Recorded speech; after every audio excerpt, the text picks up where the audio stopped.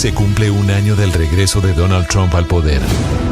Un mandato que sacudió desde la política interna, la economía y hasta las relaciones internacionales. En Mañanas Blue 10 AM, analizamos lo que dejó estos primeros 365 días y lo que todavía está por venir. Y arrancamos hoy, 19 de enero, día de Martin Luther King en los Estados Unidos, porque se cumple un año de la presidencia de Donald Trump. El 20 de enero del 2025, Trump asumió nuevamente como presidente de los Estados Unidos, dejando claro, Gonzalo, en su primer discurso, que la política exterior, que es de lo que estamos hablando, volvería a girar en torno al America First, a América primero. El mensaje inicial del presidente Trump fue muy claro. Estados Unidos no asumirá compromisos internacionales que no produzcan beneficios inmediatos y medibles para el país.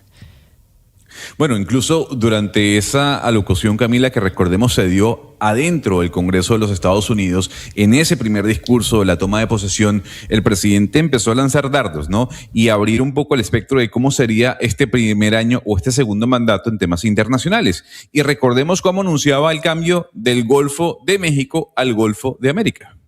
A short time from now, we are going to be changing the name of the Gulf of Mexico to the Gulf of America, and we will restore the name of a great president, William McKinley, to Mount McKinley, where it should be and where it belongs. Y aquí decía Camila, dentro de poco vamos a cambiarle el nombre al Golfo de México por el Golfo de América y también vamos a restaurar el nombre de un gran presidente, William McKinley, al Monte McKinley, donde debería estar y donde le corresponde. Y minutos después lanzó una bomba impresionante que Gonzalo decía que no, que eso era imposible, que no iba a pasar, etcétera, etcétera, diciendo que nuevamente Estados Unidos iba a tomar el Canal de Panamá. And above all, China is operating the Panama Canal, and we didn't give it to China, we gave it to Panama, and we're taking it back. Y aquí decía, China está operando el Canal de Panamá y nosotros, Estados Unidos, no se lo entregamos a China, se lo entregamos a Panamá y lo vamos a recuperar. Y también se empezó a cuestionar, Camila, pues siempre las alianzas tradicionales que tenía Estados Unidos y con Europa, la más importante de la Segunda Guerra Mundial. Trump quiso romper cómo se estaba financiando la OTAN porque pensaba que los europeos ponían muy poquito, no pagaban las consecuencias, entonces se hizo, Camila, acuérdese, pues Trump obligó a que la OTAN, los miembros europeos de la OTAN, hasta el 2035 aportarán por lo menos el 5% de su PIB nacional en defensa, es decir, en seguridad, etcétera. Aunque no hubo una ruptura formal, el mensaje sí incomodó mucho a Europa y sembró dudas sobre la fiabilidad que Washington tenía desde hace décadas con Europa como socio estratégico. Y fíjese bien, Sebastián, que con el paso de las semanas la atención se desplazó de esa primera locución que dio el presidente Donald Trump y lo que podía hacer durante su segundo mandato al conflicto de Rusia y Ucrania. A ver, la administración de Trump suspendió temporalmente la ayuda militar y financiera de Kiev, algo que buscaban los republicanos desde la era Biden, diciendo que había demasiada plata de por medio que no se justificaba. Trump en campaña dijo que él en 24 horas solucionaba este conflicto. Ya vamos para 4 años. Y lo que podemos recordar en medio de todo este recorrido, Camila, fue ese primer encuentro de Trump con Zelensky en la Casa Blanca, que la cosa, como usted recordará, no salió para nada bien. Don't tell us what we're going to feel. I'm not telling you. Because I'm you're in no answering on position to this question. dictate that. That's Remember exactly this. what I'm not You're dictating. in no position to dictate what we're going to feel. You We're will- going to feel very you will good. feel influenced. We're going to feel very I'm good and telling very you, strong. You will feel influenced. You're right now not in a very good position.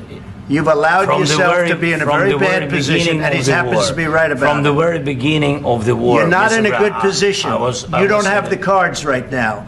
With us, you start I'm having not playing cards. cards. But right now, you don't. I'm very You're playing serious, cards. Mr. President. You're- Ese día fue muy impresionante, es que todavía lo 28 recuerdo como... de febrero, Camila, fue eso, estábamos al aire aquí en Mañanas Blue. Parece que hubieran nos sido tocó 4 al años. aire. Al aire. Sí, Cuando sí. empezamos a decir, están en rueda de prensa, mire cómo le toca el brazo, mire lo que hizo. Además, después Mike Pence, J.D. Vance. Usted no ha agradecido, nunca ha dicho gracias, ¿se acuerda? Sí, no, La esto famosa fue frase. una cosa impresionante. Esto Que se convirtió en da- meme. Sí. Usted nunca me ha dado gracias. Los videos luego nunca los hicieron ha dicho agarrados de gracias. verdad, dándose ese golpecito. Esto se da el 28 de febrero, Camila, estábamos aquí al aire cuando empezamos a ver pues que esta reunión en el Salón Oval pues se había subido de tono, y ahí es donde le decía Donald Trump al presidente ucraniano: usted no está en posición en este momento de tomar decisiones, usted está en este momento en una mala posición, gracias a nosotros podría estar en una buena, y usted en este momento no tiene las cartas para tomar decisiones.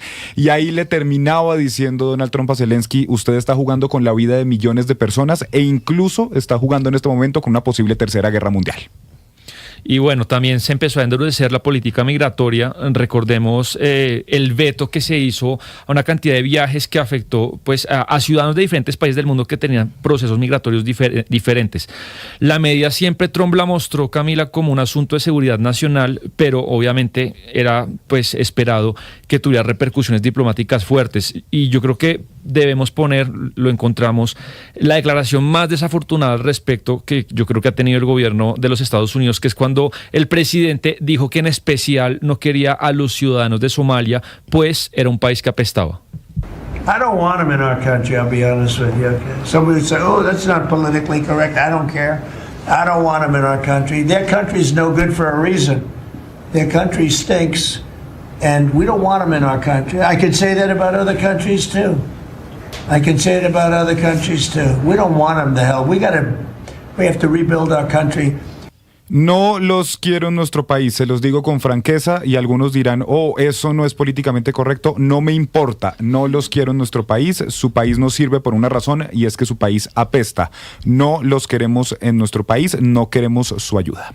Pero por eso cuando Jennifer hacía referencia a Minneapolis en Minnesota, decía: no es contra los somalíes, porque ya entonces uno tiene como el migrante, el somalí, después de esta frase que dijo Trump que fue supremamente desafortunada, y él mismo dijo: me dirán que es políticamente incorrecto, no me importa, pero así los voy a decir, yo no quiero ningún somalí aquí porque Somalia apesta. Pero qué horror. difiero en algo de lo que dice Sebastián. Me parece que no es la más desafortunada que ha dicho contra los migrantes. Acuérdese lo que dijo contra Puerto Rico, que era una isla de mierda o algo flotante de mierda. Pero se acuerda que fue un humorista, ¿no? De su campaña. Y que No, eso fue en campaña. Eso fue en campaña y sí. fue un humorista Exacto. que acompañó Y luego cuando rally. creo que en el primer mandato, Gonzalo, acuérdeme usted que habló contra los migrantes venezolanos, que eran todos unos violadores y otro calificativo, no recuerdo cuál fue. Sí, pues, o sea, digamos que yo en el sentido de, a ver, aquí calificar en ranking cuál ha sido la peor frase de Donald Trump en cuanto a los migrantes, pues es muy difícil tomarlo en cuenta, pero sí, él nunca se había expresado de manera directa frente a un país, diciendo que el país apestaba. Digamos, ahí el tono fue completamente diferente, Jennifer. Pero lo cierto del caso es que mientras en paralelo el señor decía que Somalia apestaba y enfocaba o miraba, tiraba sus dardos hacia los migrantes, por otro lado, se abría un frente económico que empezó a tensarse rápidamente. A mediados del 2025, la Casa Blanca reactivó la guerra comercial imponiendo aranceles a Canadá, a China y a México. Esos dimes y diretes que iban con Claudia Sheinbaum y con el primer ministro canadiense. Incluso recordemos que fue el 2 de abril cuando Donald Trump dijo: hemos logrado el día de la liberación, ya basta de los abusos comerciales, un 10% de arancel para todo el planeta, un 67% de aranceles para China, y así lo anunció en la Casa Blanca, el día de la liberación, cuando Estados Unidos le pone un freno a ese déficit comercial del cual siempre Donald Trump se ha referido. So, if you look at that, China, first row, China, 67%. That's tariffs charged to the USA, including currency manipulation and trade barriers. So 67%, I think you can, for the most part, see it. Those with good eyes, with bad eyes. We didn't want to it's very windy out here. We didn't want to bring out the big charts because it had no chance of standing. Fortunately, we came armed with a little smaller chart. Ahí estamos viendo las imágenes quienes están conectados con nosotros a través de nuestro canal de YouTube, cuando en ese famoso Liberation Day, el día de la liberación, Trump salió con una pancarta con las tarifas, con cartelera en mano, con los impuestos que les cobraban en la Unión Europea a los productos norteamericanos, y haciendo una ecuación que nadie entendió. Una fórmula, Camila, que eso tenía unos símbolos griegos. Eso fue un enredo. El día de la liberación fue el 2 de abril, y acuérdese que ese día hasta para memes dio a Sebastián, que tanto tanto le gustan los memes, porque hasta una isla donde solamente había pingüinos, pájaros y focas terminó con un arancel del 10%. Y acuérdese que allí pues todos los países, decía Donald Trump, a nosotros nos están poniendo el 64%, nosotros entonces respondemos con un arancel recíproco de tanto. Colombia, en ese caso, quedamos con el banderazo, con la tarifa mínima que era el 10%, pero acuérdese que hubo países como China, que decía aquí Gonzalo, pues 67%, también Tailandia, India y demás, pues tuvieron aranceles bastante altos. Y después de eso tuvimos que sí arancel, que no, que sí, que no, que nunca te decides, no sabíamos realmente, y todavía yo no tengo tan claro, y no sé si el mundo tenga claro en las relaciones comerciales, cuáles son los aranceles que están aplicando y cuáles son los que no están aplicando. En teoría, Camila, solo tenemos el 10%. Nosotros en Colombia tenemos el 10%, que es la tarifa mínima, por así decirlo. Lo que pasa es que aquí lo que empezaron a hacer fue abrir un montón de negociaciones con todos los países. Entonces, en ese día, ese 2 de abril, creo que decían en la Casa Blanca, han llegado 85 solicitudes de distintos países para sentarse a negociar algunos acuerdos. Con Brasil se ha negociado, con Argentina se negoció, y ya cada país entró a ver entonces qué pueden hacer. Por supuesto que ha pasado, por ejemplo, y lo hablábamos aquí hace algunos meses, en el tema del banano, del café, lo que no se puede producir como tal en Estados Unidos, o que la demanda interna es tal que la producción interna no alcanza a suplirla, entonces se han eliminado aranceles. Por ejemplo, el caso del aguacate, del banano, incluso de flores, como es el caso de Colombia. Pero era por conveniencia de los Estados Unidos, Camila, es decir, si ellos no alcanzan a producir suficiente banano para toda la población estadounidense, pues por supuesto le bajan aranceles. Pero también acuérdese usted que se utilizaron aranceles para presión política y económica, no solamente por el déficit comercial. A Brasil fue el 50% de aranceles 50, sí, por todo el tema con Bolsonaro, por ejemplo. Entonces él siempre ha utilizado, ahora estamos hablando del 25% para Noruega, para Alemania, estos países que hicieron esta operación en Groenlandia, justamente como un castigo, pues por mostrar un poco de fuerza militar en territorio groenlandés. Es que ya que usted habla de Groenlandia, después de lo de abril, de este Liberation Day, de los impuestos y demás, en julio, Jennifer, surgió uno de los episodios pues más controvertidos del año, que tenían que ver con la política exterior de los Estados Unidos. El presidente Trump volvió a poner sobre la mesa algo que estamos discutiendo hoy, y es la idea de que Estados Unidos adquiera Groenlandia, que es un territorio autónomo de Dinamarca, como se los hemos comentado desde la semana pasada. Pues esta vez el planteamiento del presidente Donald Trump vino acompañado de amenazas arancelarias, lo que estamos viendo hoy, pero esto empezó en julio del año pasado contra países que rechacen esa propuesta de que Estados Unidos se anexe Groenlandia por todo el tema de las tierras raras que tiene el territorio groenlandés. Pues el resultado fue una crisis diplomática de las muchas que hemos tenido este año con sus aliados históricos, que era la Unión Europea, y pues un nuevo desgaste en la relación transatlántica, que hoy estamos viviendo exactamente lo mismo. No olvidemos, acá les voy a poner el audio cuando el presidente Trump dijo que los ciudadanos de Groenlandia amarían ser parte de Estados Unidos.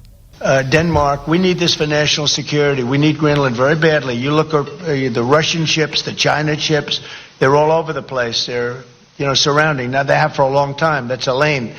But we need that for national security. So I don't know that Denmark has any right, title, and interest, and we're going to find that. But I can tell you, you saw the clips that were released. The people of Greenland would love to become a state of the United States. Necesitamos Groenlandia con urgencia por razones de seguridad nacional. Hemos visto barcos rusos, barcos chinos que están por todas partes y que están rodeando esta zona, y esto ha sido así desde hace mucho tiempo.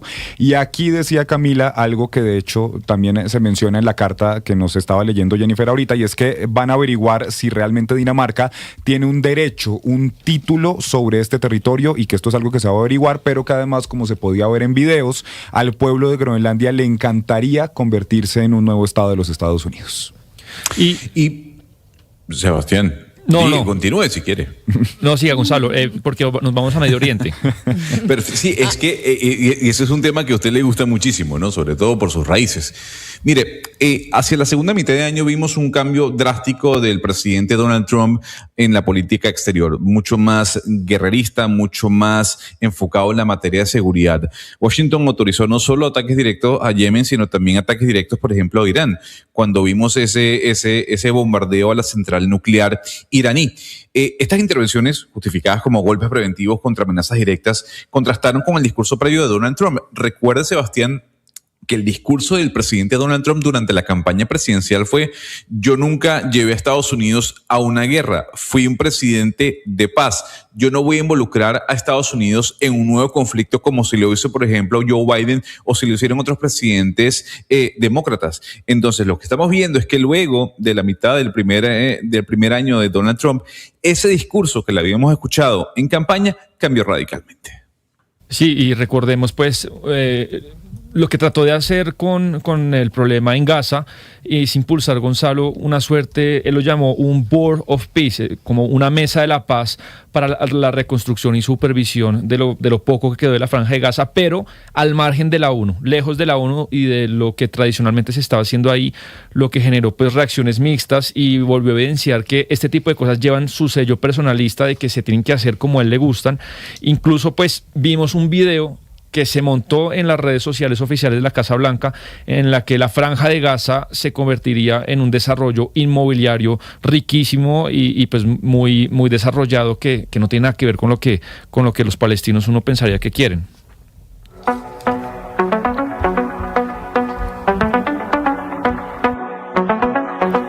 Y ahí quienes están conectados con nosotros en nuestro canal de YouTube pueden ver ese video al que hace referencia Sebastián, que es una cosa grotesca porque es hecho con inteligencia artificial y cada vez la inteligencia artificial pues logra hacer cosas más reales y parece un chiste, pero un chiste de muy mal gusto, pero sobre todo por la cantidad de muertos y de niños que se sacrificaron en ese conflicto en la Franja de Gaza, ese Trump Gaza que salía Elon Musk, salía Netanyahu, salía Donald Trump, como ustedes lo están viendo en pantalla, de la Gaza que ellos se imaginaban, la Gaza después del 2025, después de la destrucción y de toda la muerte, y van a tener un Donald Trump dorado en la mitad y salían tomando margaritas o mojitos o cócteles Netanyahu y Trump acostados sobre unas camillas de piscina y de playa. Sí, aunque incluso a ver, sin justificar que él lo haya impulsado el presidente, pero yo creo que es en el fondo lo que Netanyahu siempre ha propiciado y ha querido, que Gaza sea parte del desarrollo inmobiliario de Israel y bueno, al final,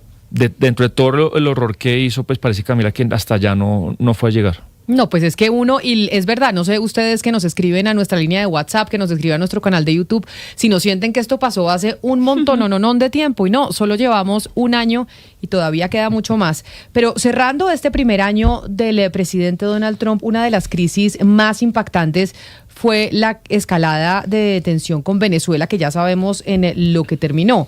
Tras meses de presión, de sanciones y bloqueos navales sobre embarcaciones petroleras como parte de su campaña contra el narcotráfico, acuérdense ustedes que Trump ha dicho que él va a luchar contra el narcotráfico en las Américas y ha sido la justificación para pues atacar estas embarcaciones y pues para hacer lo que hizo el 3 de enero ya del 2026, donde lanzó la operación Resolución Absoluta, que incluyó los bombardeos y la captura de Nicolás Maduro y su esposa Cilia Flores, quienes ya fueron trasladados a suelo estadounidense para enfrentar los cargos federales. Y ahí Trump declaró que Washington supervisaría a Venezuela hasta una transición segura, en lo que en su momento el presidente Trump calificó como avance de estabilidad y planteó que las empresas estadounidenses participaran en la reconstrucción del sector petrolero, y así lo hacía. The departure of Maduro makes it possible an incredible future for both nations, Venezuela and the United States, in which we will more closely integrate the economies of two major energy powers in the Western Hemisphere. Energy coming out of Venezuela was very small. One of the things the United States gets out of this will be even lower energy prices. We have people now getting gasoline for $1.99. Esto, Camila, lo decía en una reunión con las compañías petroleras más grandes a nivel mundial después de la captura de Nicolás Maduro, y decía que justamente esta salida de Maduro hacía posible un futuro increíble para Venezuela y para Estados Unidos, en el que se integrarán de manera estrecha las economías de dos grandes potencias energéticas del hemisferio, y que la energía que salía de Venezuela era muy limitada y que una de las cosas que Estados Unidos va a obtener de esto serán precios de energía todavía aún más bajos. Un año del gobierno del presidente Donald Trump Trump. Y esta semana nosotros aquí en Mañanas Blue, pues vamos a tener esos especiales para que ustedes pues recuerden junto a nosotros todo lo que ha pasado en este año y cómo ha cambiado el mundo. Porque obviamente pues Estados Unidos es la potencia mundial en estos momentos y cualquier transformación en su estrategia de política exterior pues nos afecta absolutamente a todos. Y esto que estábamos mencionando sobre lo que pasó el 3 de enero, que ya dijimos es la noticia del año, no importa lo que pase, bueno, que se desate la Tercera Guerra Mundial, como estábamos preguntando, pues difícilmente algo más importante, sobre todo en las Américas, va a pasar, que fue lo que sucedió con Nicolás Maduro. Pero eso ha dado incluso para hablar, Jennifer, y para una cantidad de creación. Se cumple un año del regreso de Donald Trump al poder. Un mandato que sacudió desde la política interna, la economía y hasta las relaciones internacionales. En Mañanas Blue 10 AM analizamos lo que dejó estos primeros 365 días y lo que todavía está por venir. Y lo que está por venir, Gonzalo, después de que hace un año el presidente Trump volviera a la Casa Blanca prometiendo una nueva edad de oro en lo que tiene que ver con la economía en los Estados Unidos, con recortes fiscales y aranceles como protagonistas. Y eso es lo que tiene que ver precisamente con Groenlandia. Pues sí, Camila, o sea, sin duda alguna que el tema económico ha sido parte del bastión que ha llevado a Donald Trump a hablar, a trinar, a comentar una y otra vez lo que ha sido este primer año de gestión. En los primeros meses del año 2025, Camila, las cifras de crecimiento sorprendieron positivamente. A ver, el Producto Interno Bruto de los Estados Unidos ciertamente avanzó, llegó a una tasa anualizada del 4.3% en el tercer trimestre del 2025. Esto, impulsado por el consumo interno, el gasto público y el aumento de las exportaciones frente a las importaciones. Algo que Donald Trump había hablado, ¿no? Ese déficit comercial que había con algunos países. Este crecimiento, hay que decirlo, Camila, fue uno de los más altos de los últimos 2 años y muchos mercados celebraron las subidas constantes que había en la economía. Incluso, para muestra un botón, el Standard & Poor's, del cual hablamos mucho en este programa, acumuló cerca del 16% de ganancia anual. O sea, Donald Trump en el primer año, digamos, impulsó a la economía de los Estados Unidos tratando de bajar las tasas de interés, cosa que logró, no en su totalidad, para impulsar el consumo interno dentro del país. Recordemos ese momento, Camila. Hace un año exactamente el presidente Donald Trump decía que fue Dios el que lo puso allí para hacer América nuevamente grande. Just a few months ago in a beautiful Pennsylvania field, an assassin's bullet ripped through my ear. But I felt then and believe even more so now that my life was saved for a reason. I was saved by God to make America great again. Hace unos meses, en un hermoso campo de Pensilvania, la bala de un asesino atravesó mi oreja. En ese momento sentí, y hoy lo creo todavía más, que mi vida fue salvada por una razón. Dios me salvó para hacer a Estados Unidos grande de nuevo. Y volviendo, Gonzalo, a la economía, pues el mercado laboral da señales de cómo está la actividad, de cómo está la inflación, y digamos que en el primer año de Trump ha habido resultados mixtos, incluso en algunos meses preocupantes. Recordemos que en los últimos 2 años de Biden el desempleo estuvo muy bajo, se crearon muchos empleos, y en el primer año de Trump, Gonzalo, se crearon más o menos 584,000 puestos de trabajo, pero es una cifra bastante menor a los 2 millones que se mostró en 2024. Y eso ha hecho que la tasa de desempleo haya variado ligeramente hacia arriba del 4.4 al 4.6 de los recientes meses, y sí es obviamente un nivel ligeramente más alto de lo que se veía desde 2021, que ahí estaba saliendo lucro la economía del COVID. Claro, y entonces pues Donald Trump centró gran parte de su campaña en este segundo mandato justamente en torno a el precio y el costo de vida, la inflación, que se ha moderado, Camila, hay que decirlo, respecto al nivel que alcanzó en años recientes, cerrando 2025 en torno a un 2.7%, pero por encima de la meta del 2% de la Reserva Federal, pero significativamente más bajo que en el año 2022. Sin embargo, este alivio pues no ha sido uniforme, y mientras algunos ingresos subieron con aumentos salariales reales reales de aproximadamente el 3.8%. En promedio, para ciertos grupos de trabajadores, muchos hogares siguen sintiendo que el costo de vida sigue alto, especialmente en dos temas: energía y servicios básicos. A esto hay que sumarle también las campañas de aranceles aplicadas por la administración Trump, sobre todo después de ese día de la liberación el 2 de abril, que han elevado la incertidumbre empresarial y que han presionado algunos precios de bienes importados. Aunque en varios discursos, en varios trinos también, Donald Trump pues le ha echado la culpa a Joe Biden de varias de las cosas que han pasado en economía. The bad parts of the Biden economy, because he's done a terrible job. He did a terrible job on everything. From his auto pen, which I'm sure he knew nothing about some of the things he was supposedly signing. Biden ha hecho un trabajo terrible, hizo un trabajo terrible en todo, desde su autopen, esta firma digital, Camila, de la que pues Donald Trump ha dicho que Joe Biden firmó una gran cantidad de órdenes ejecutivas y demás a través de este autopen, y él dice: estoy seguro que no sabía nada en algunos de los documentos que supuestamente estaba firmando. Entonces, Lucas, lo que hay que decir es que el balance económico a un año del presidente Donald Trump está marcado por un contraste muy claro. Estados Unidos evitó una recesión, eso es cierto, registró un crecimiento, también es cierto, y tuvo mercados financieros muy, pero muy fuertes. Pero también hay que decir que es cierto que enfrentó un mercado laboral débil en comparación con años previos, y la percepción pública del rendimiento económico fue mayoritariamente negativa. O sea, las políticas de aranceles y proteccionismo generaron tensiones comerciales con socios claves que afectaron sin duda alguna la inversión y la manufactura. El crecimiento del Producto Interno Bruto, que si bien es cierto en el tercer trimestre fue del 4.5%, a nivel anual fue cercano al 2.3%, mucho más bajo del 2.8% que se tenía estimado y que era la proyección del 2024. Pero ahí se ha visto, Gonzalo, la potencia de la economía norteamericana, que tanto con Biden como con Trump ha venido creciendo más de lo estimado, pero pues hay gente que dice, bueno, coge estas cifras, tanto de inflación como desempleo, puede decirse que eso explica cómo alguna gente sigue preocupada por los precios, que de pronto no siente mejoras concretas y palpables en su economía personal, en su economía casera, y eso también puede ser, Gonzalo, lo que explica las encuestas pues que no favorecen del todo a Trump, especialmente, pues Camila, pensando en las elecciones de este año. 11 de la mañana, 38 minutos. Un año del presidente Donald Trump en la Casa Blanca. Hoy estamos hablando de anexar a Groenlandia, pero son muchos temas los que han sucedido en estos 365 días en que ha estado nuevamente en el poder en su segundo mandato, y por eso durante toda esta semana les vamos a ir contando esos hitos que se han alcanzado en este año de gobierno que han cambiado el orden mundial, yo creería que para siempre. Se cumple un año del regreso de Donald Trump al poder. Un mandato que sacudió desde la política interna, la economía y hasta las relaciones internacionales.